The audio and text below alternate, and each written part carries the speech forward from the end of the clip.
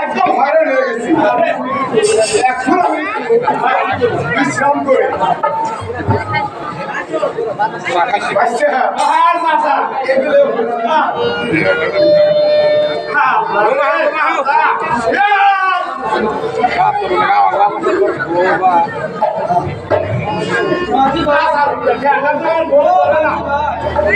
মাঝি ভাই তোমরা কি পার করতে আসো মাঝি ভাই?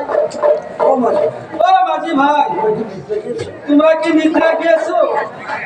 তোমরা নিদ্রা হতে জাগো মাঝি ভাই। ও